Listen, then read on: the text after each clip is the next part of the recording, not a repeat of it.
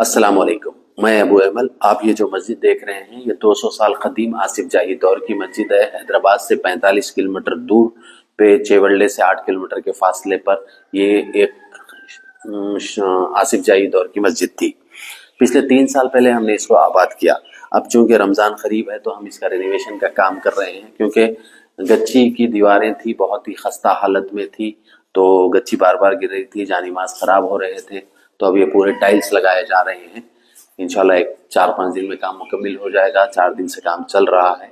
तो मेरी इस मस्जिद के जरिए आपको बताने का मकसद ये है कि पहले इस गांव में काफ़ी कसीर तादाद में मुसलमान हुआ करते थे, अब सिर्फ चंद ही मकान रह गए हैं। लेकिन ये आसिफ जाही दौर की मस्जिद है, 200 साल कदीम। हमारा फ़र्ज़ बनता था इसको आबाद करें, तो अल्लाह के फजल करम से हमने इसको आबाद किया है। मेरी यहाँ पर आप सबसे एक पैगाम है कि अगर आपका ताल्लुक किसी गांव से हो, देहात से, ज़िले से, किसी डिस्ट्रिक्ट से हो, वहाँ की मस्जिदों को जाकर देखें कि वो किस हालत में है। क्योंकि अक्सर देखा ये गया कि गाँव से ताल्लुक़ रखने वाले तकरीबन लोग हैदराबाद शिफ्ट हो गए हैं, तालीम के लिए, तिजारत के लिए, बिजनेस के लिए, नौकरी के लिए। होना भी चाहिए, अपनी ज़रूरत के हिसाब से वो हैदराबाद शहर शिफ्ट हो गए। लेकिन वो अपने आबाई मकान की मस्जिद का हाल जानने की कोशिश करें कि वो किस हाल में, जहाँ पर आपने जहाँ पैदा हुए, वहाँ पर पले बढ़े, बचपन में अरबी तालीम हासिल की, तो वहाँ की मस्जिदों का क्या हाल है।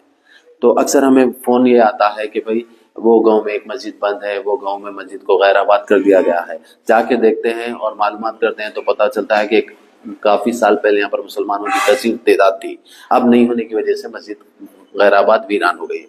तो ज़रूरत इस बात की है कि मौजूदा हालात में इस्लाम दुश्मन ताकतें कदीम मस्जिदों को निशाना बना रही है।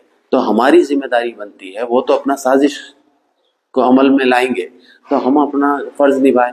अपने मस्जिदों का तहफ़्फ़ुज़ कैसे करें, तो हमारे पे फ़र्ज़ बनता है कि हम उन मस्जिदों की देखभाल करें, जिस तरह हमने एक गाँव में आके मस्जिद को आबाद किया।